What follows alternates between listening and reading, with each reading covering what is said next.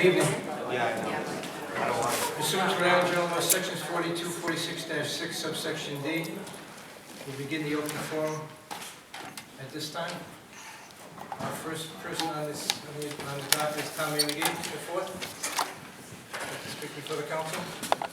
Yeah, it's just definitely. Oh. Oh.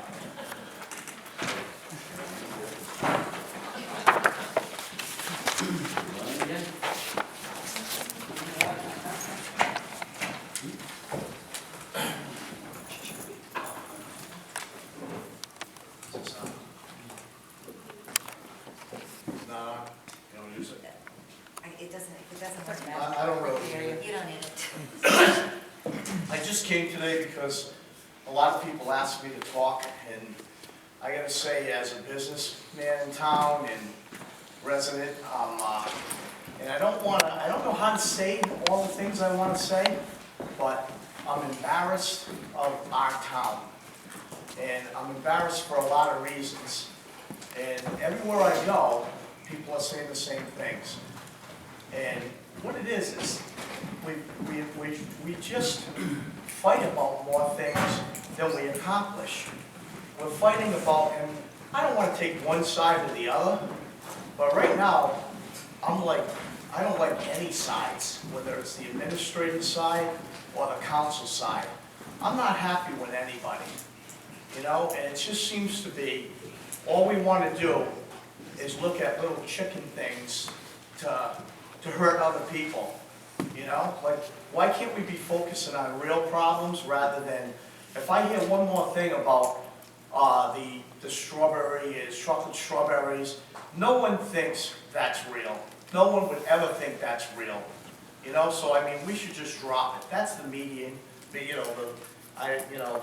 papers and everything, but no one should run with that stuff. And then, like I said, the other thing, the reading about the Ford Focus and the trip.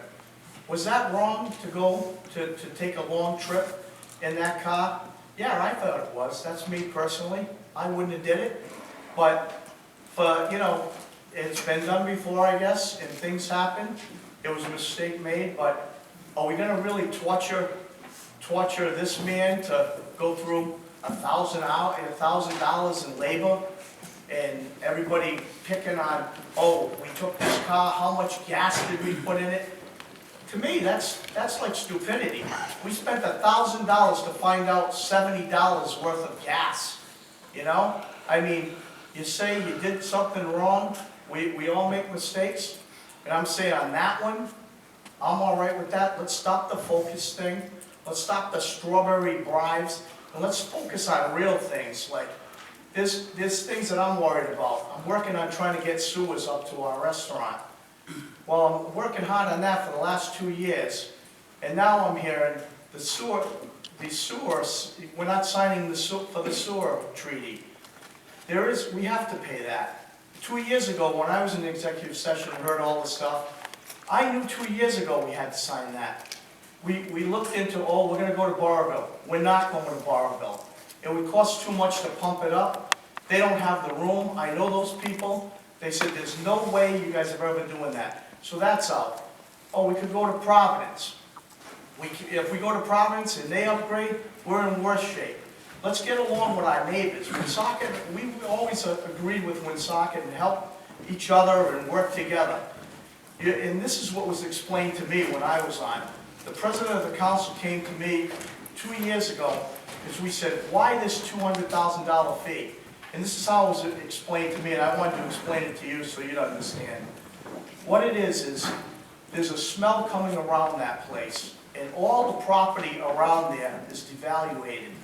And what happens is they're getting less money. They're getting less money there, less renters, so they're losing revenue there. That's why everyone was mad about, oh, it's going into the general fund. It's going into the general fund because that's what's hurting. They want to help their general fund because of that sewer plant. We're part of the sewer plant. So when it was explained like that, I understood why it had to go that way, you know? So, I mean, there's no real option. I can't believe we're fighting about it, lawsuits about it. I mean, everybody looks at it and says, I understand. And then someone came up with, oh, North Smithfield will do their own treatment plant. Too much money, and North Smithfield people would never accept a sewer plant in their backyard. They'll never get it passed here. So maybe we need to look at the sewer things, get them passed.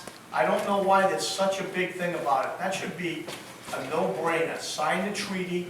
The town, a lot of people agree with it. We don't know why it's going on. And people just want the town council to work on real problems, not worrying about things. I mean, I had problems too with councils. I mean, we're 5 individual people. You all have the same power. We should be using that power. Each of us have the same power, not just 1 or 2 people. Just like when I was on too, I mean, I didn't get along with everybody. It was always 3-2 votes. Sometimes I'd be so mad at, like, Mr. Flaherty, for instance.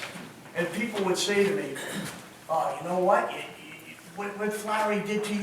You know what you should do to him? And I said, well, what should I do to John?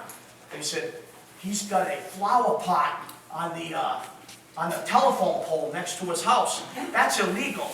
You gotta go back there and tell everyone, report that. Did he nail the flower pot to the telephone pole? Now you guys are laughing. Well, that's what we're laughing at. Like, between strawberries and focuses and stuff, it's the same thing as if I would have went in and turned John in for his flower pot on the tree. I hope they don't take your flower pot. Sorry about that. So it's for a good cause. That's all I want to say. Just can we get along with 5 people? Can we please try to get along, not worry about the little stuff and try to bond together? I always wanted to be a team player, and I just wish you guys, a couple of years, get together and be team players and try to get North Smithfield back on track so we're not like being laughed at and everything. Just focus forward and, you know, no pun intended, of course, but let's just work on real problems because, oh, this is one other thing. On the sewer treaty, the reason why I'm so mad at that, they're working on that. Right now, they're so mad at us, I'm afraid it's going to do more damage the more time we waste on this. And they're going to shut us, they want to shut us down. They probably realistically can't, but they can. They're working on a treaty right now that I know of that they're writing up to not let North Smithfield tie back into sewers until we sign the treaty. That doesn't only affect that I can't tie my place into the sewers, but it also affects my livelihood because that means I can't tie any people in this town into town sewer if they need it. And that's a real possibility, and I don't blame them for doing that. So I just want to really press the sewer issue because that's important to me. Thank you. John Flaherty?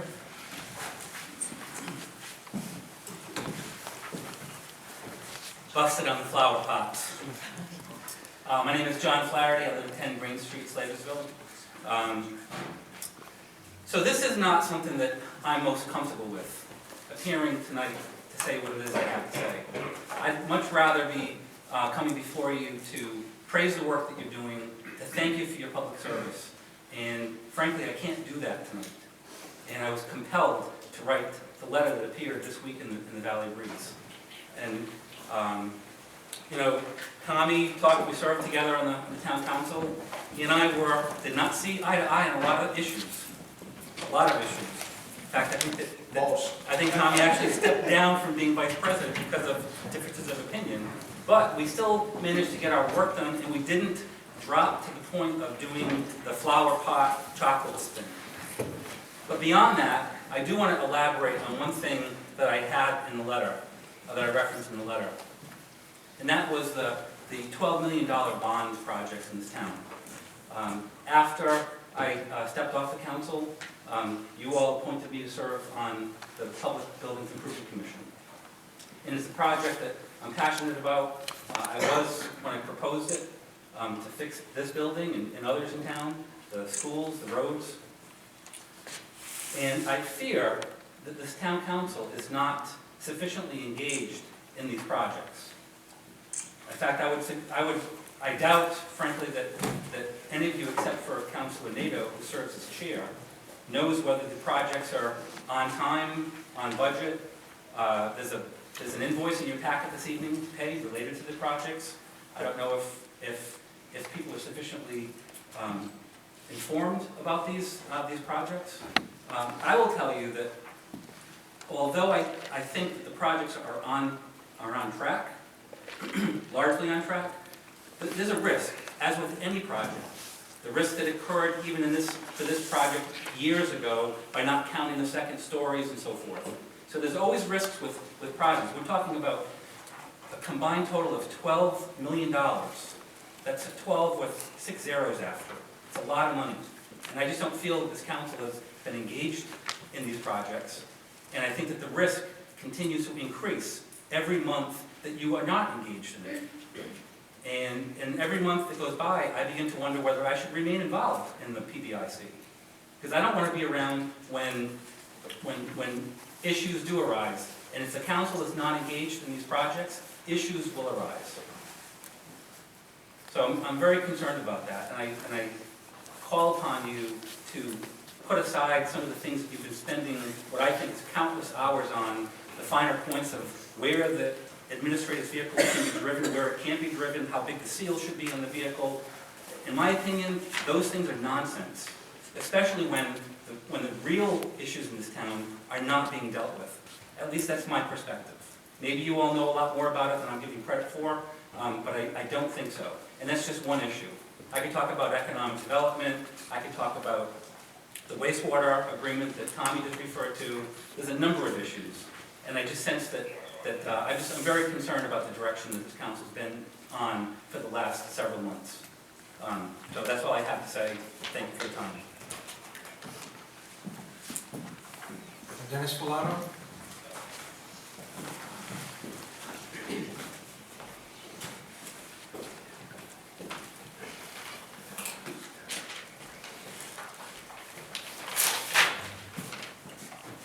Mr. President, this is something that really needs to be addressed.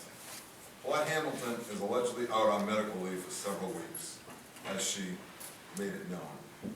I would highly recommend, before it's too late, that you mandate that the town-owned and paid-for cell phone be returned. I would recommend that it's kept with Chief Reynolds for safekeeping. As you know, she relinquished her duties as the town administrator. Therefore, she should no longer have a need to conduct town business on a town-owned and paid-for cell phone. In addition, I would also recommend that you contact your IT person and have her email account terminated.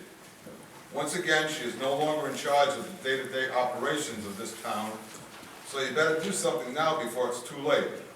Also, I believe that you need to inform Tabitha Doobie and inform her to change the signature on the town administrator's weekly newsletter which emails are sent to the people of this town. She's no longer the town administrator. Mr. Pomerly is the acting town administrator. I did not appreciate how Paulette Hamilton bashed the people who stood at this podium and spoke against the roundabout. Read the newsletter. She did us all, she didn't do us any justice, that's for sure. I just don't feel right that she should be, the possibility of her still being able to run town business is out there, because she got the computer, access to a computer with emails, and she also got the town cell phone. I would ask you to consult with Mr. Igliozzi, but that's my feelings. Thank you. Dean Halloran?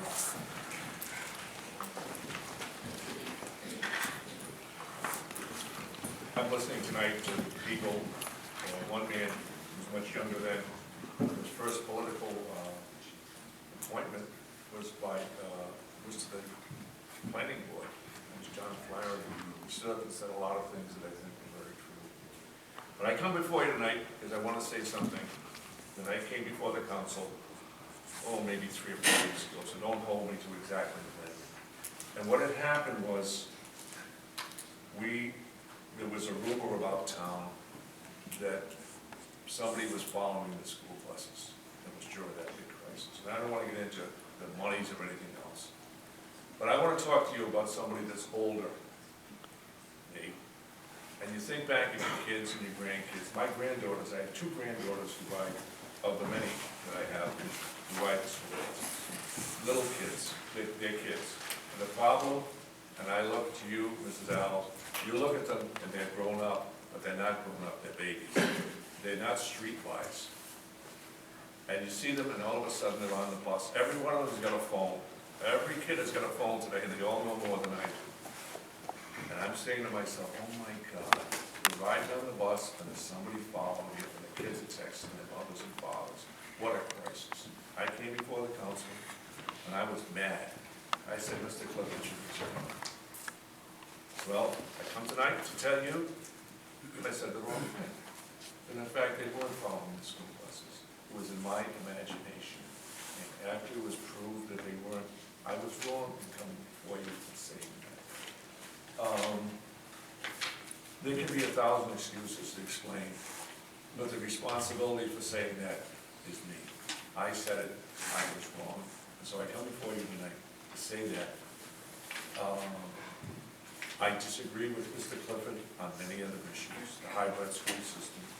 Certainly, you know I spoke against the charter changes, and town manager, there's no question where I stood on that. But I want to just say a few words for Mr. Flaherty, who's back. I served on the council where we had the biggest meetings they've ever had in this town. It was for the power plant. You were there, Mr. Zelinski. Every one of them, Mr. Heller. Younger, and, yeah, no, let's not get into the hair, Mr. Zelinski, it's a personal shot at me now. No, it's not, just black man, Dan, we can, it's all gray. We had meetings that were in the high school, and the police had to turn people out. I'm gonna tell you about the first meeting that we had. The first meeting we had was at Hallowell, and it was in that gymnasium, whatever you wanna call it, I think they call it cafeteria, whatever. It was so big that the doors were open in the back and the people were outside. Now, I could control the people inside, because the gavel, and let me say this to you, I was friendly with the gavel. You had people outside yelling, screaming. And we stood there and we ran those meetings. That was the biggest thing in this town at that time. We've never seen meetings with 600, 700 people again. A lot of people worked hard. It wasn't Dan Halloran, it wasn't Paul Solinsky. It was many people from Slatersville. Vinny, Mark and Tony, you can go through a list to keep us here till 10 o'clock, the people who fought that. It was some in the town, basically in this area, didn't want. And we pulled together, and we had, as everybody on board on that? No, they were not all on board on that. But we worked together. I say this to you, please, in the last couple of months on the council, pull together, work together. You can turn around and change these things. You can make this better. When I was, I'm going to give you 2 more points. When I was on the council, we were approached by Borough and the people at Wright's Farm. If you remember this issue, Tom, and they wanted to run the sewer line down from there and up past Gators and bring it in. Thought it was going to be a good idea. Then we got into pumping stations, and the whole thing just kind of fell away. It didn't work. I'm saying this to you. Let's change the direction of the council. I'm going to leave you with one thought, and I'm going to let it hang out there. I was in the parking lot the other night talking to Mr. Soley, and Mr. Soley says to me, "You're going to run for council?" And I said, "I don't know. If I ran for council, I would try and change things.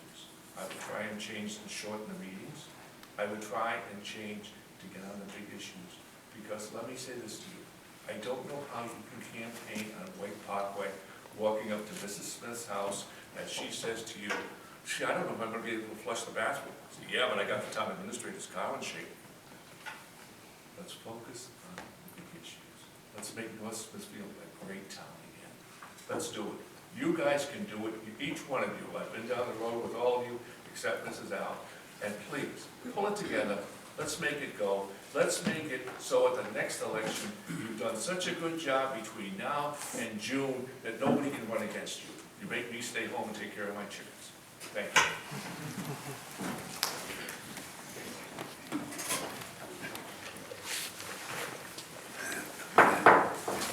That concludes the open Mr. President, I didn't get here a chance to sign. Or Time to second. sign up, if I may. Mr. Chairman, Mr. Bassett. Art Bassett, 58 Elizabeth Ave. So,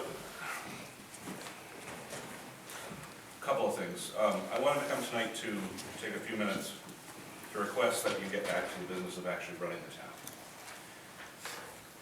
To those of us watching lately, it seems like you're mired in petty grievances, character assault, and charging imaginary windmills.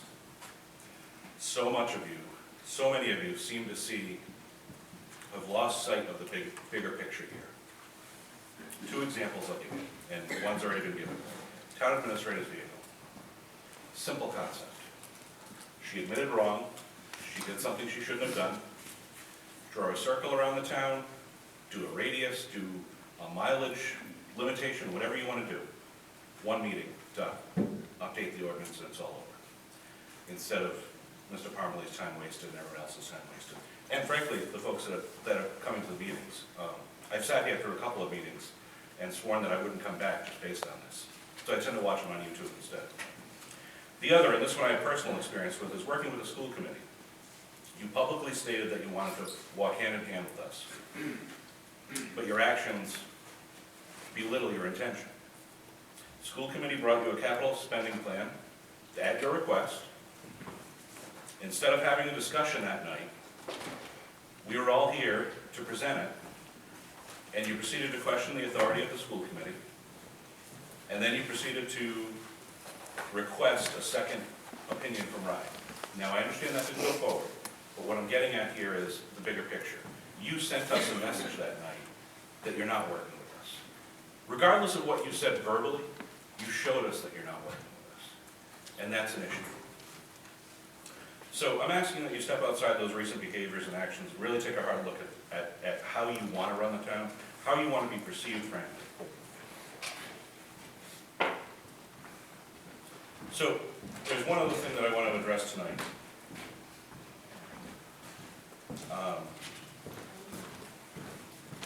I'm skipping ahead here, sorry, I had a lot of notes here, and most of them have been covered by folks who have already stepped up here, so I'm not going to reiterate it. But there is one issue that affects me directly as well. Mr. Sully, you had publicly denounced my actions on Facebook last week. I had requested that both the town and school attorneys address your very public comments on the NSTA's change.org petition.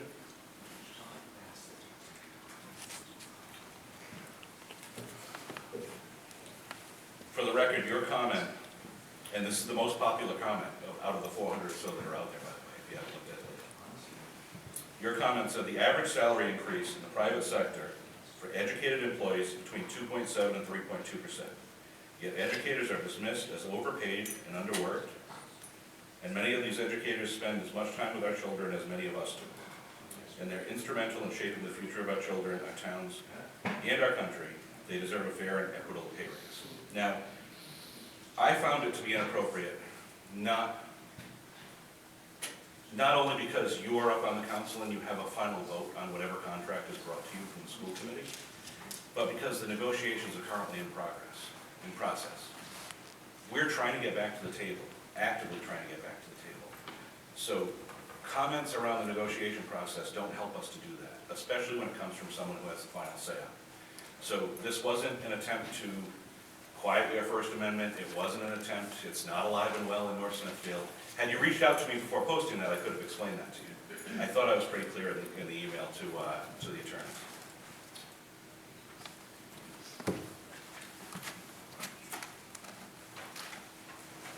So, with that said, I'm urging you all to see the big picture and begin once again to act accordingly. Consider the effects of your actions going forward, and please try and focus on the material items. The material items, not $1,000 of mileage or whatever it was, $70 worth of gas. Not an email requesting that you not publicly comment on an ongoing negotiation. All of these things are minor. And, the wastewater bit, I hadn't even thought of that before you said it, frankly, and I'm glad you brought it up, because I don't know when the last time we heard an update on it was. I want to say probably 4 months, 5 months. That should be a recurring item on the agenda until you get us straight back. So you can choose the path going forward, and you can choose how you'll be remembered as town councilors. I don't know if all of you will be back there again in the fall. Some of you I hope will, some I hope won't. I won't clarify now. And frankly, for the record, Tony, I have nothing against you personally. I actually think you've been doing a generally okay job with what you've had. But again, it's with what you've had. You need to take on the big issues. You need to forget about the car. It never was a big issue. You know, I just heard a call to revoke email and a cell phone. What's a cell phone per month? Seriously, you've got how many months left? If you waste time on that, it's just doing more of the same. Get back to the big issues.